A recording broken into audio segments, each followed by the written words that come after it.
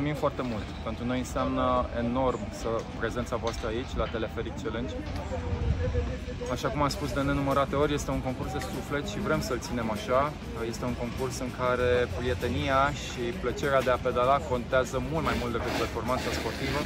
Sper să ne vedem și la anul, să fim și mai mulți, și mai guralivi și încă o dată vă mulțumim atât vouă cât și partenerilor. Teleferic Challenge este unul dintre cele mai frumoase concursuri pentru noi.